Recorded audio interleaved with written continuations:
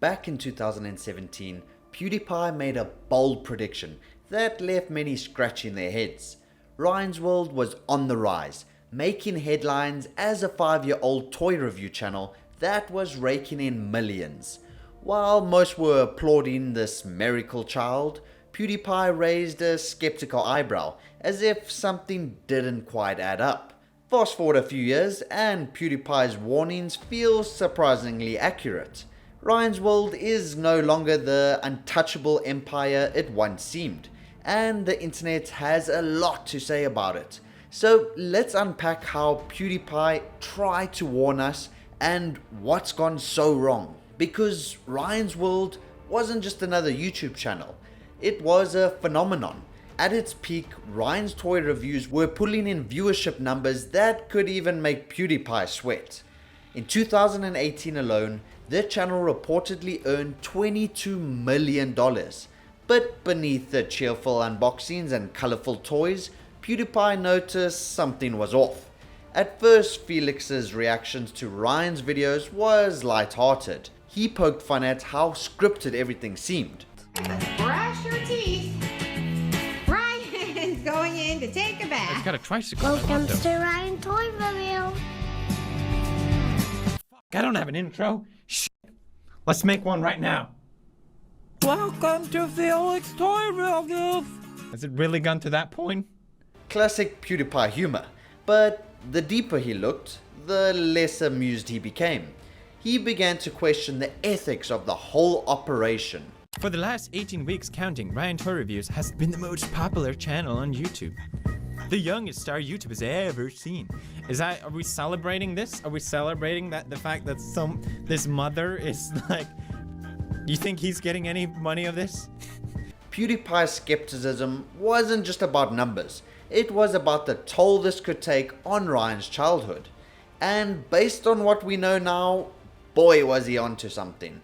Because let's be real, childhood is supposed to be about playdates and scraped knees, not board meetings and sponsorship deals. PewDiePie was one of the first to point out how Ryan's World blurred these lines. What are we gonna get? I don't know. Who will you hatch? See, she doesn't even let him finish. He was clearly about to say something there. Who will you hatch? Look at him. And we even found a No, you don't matter, because I matter! too. Shut the fuck up, Ryan! Felix mimicked the awkward moment, driving home how staged and forced the channel's content felt. Sure, unboxing toys might seem like harmless fun, but when every spontaneous reaction is choreographed by adults, it's a bit of a different story. Ryan's parents have always maintained that the channel started because Ryan genuinely enjoyed making videos. Well, Brian's been watching YouTube ever since he's little, and he started watching other kids on YouTube.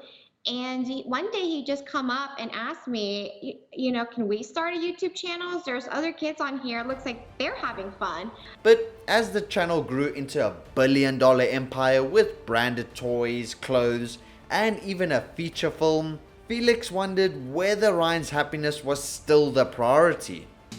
But channel isn't just Ryan playing with toys anymore, whether he's going to Disneyland, getting a haircut, or running a fever. His parents are the ones deciding how much.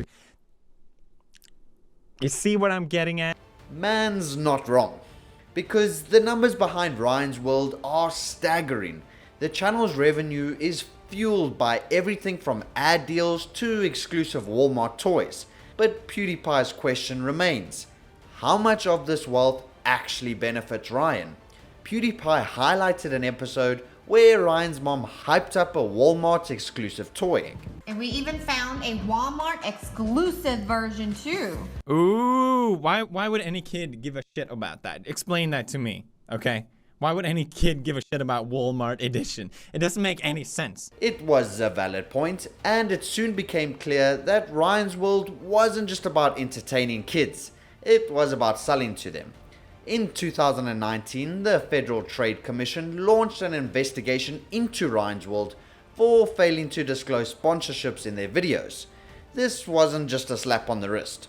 YouTube ended up paying $170 million in fines for issues related to targeting children with ads. While Ryan's World has since improved its transparency, the controversy raised serious questions about the ethics in children's entertainment. Because one of the saddest aspects of Ryan's story is the potential impact on his well-being. In interviews, Ryan has expressed an interest in becoming an animator. When I grow up, I want to be like an animator.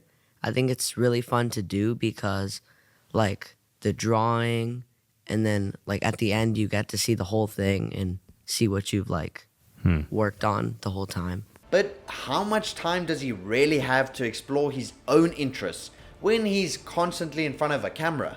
During one interview, Ryan's parents were asked how much he's benefited from the channel, and the response was just vague and awkward.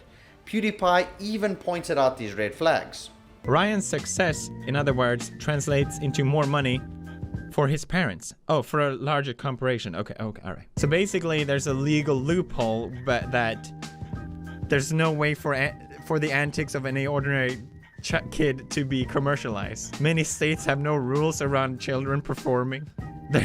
They have no child labor laws around performance. PewDiePie's concern wasn't just about the money. It was about whether Ryan was being given the chance to just be a kid. As Ryan's audience has grown older, many have started to see the channel in a new light.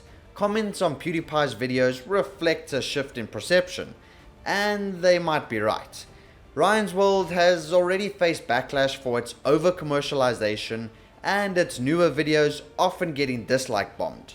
Felix also speculated that Ryan's World might be inflating its view counts. Have you ever seen a video with 11 million views and 9,000 likes?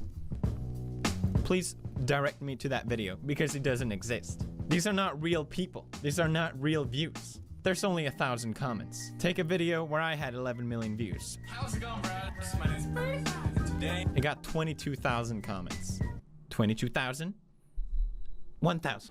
While some argue that low engagement is due to the channel's toddler audience, it's hard to ignore PewDiePie's suspicions. And just to put it into perspective, I have a small YouTube channel, but one of my videos with 500,000 views got 14,000 likes and 1,200 comments, so something doesn't seem right. But onto one of the biggest challenges facing Ryan's World is its inevitable future. Ryan isn't going to be a kid forever. In fact, he's already 13. During a recent interview, his parents revealed their plan to transition the channel as Ryan grows older. But this approach seems more like paving the way for Ryan's two younger sisters to take over, even introducing animated characters to try carry the essence of Ryan. Essence? What is this, a perfume ad? But behind the humor lies a serious question. Will Ryan ever have the freedom to step away, or will his parents keep the brand alive at any cost? Comment what you guys think, because the pressure on Ryan to maintain his public persona must be immense, and as he enters high school, the scrutiny will only grow.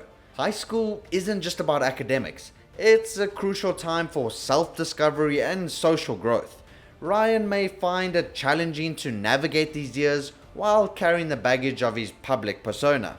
PewDiePie's warnings weren't just for laughs, they were a genuine concern for what the future holds for when Ryan grows older. However, child stardom isn't new, but YouTube has taken it to another level.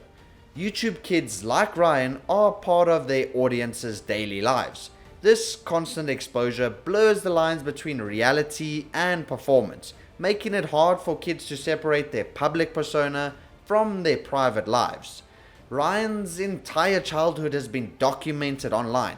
Every milestone, every giggle, every awkward pause is there for the world to see.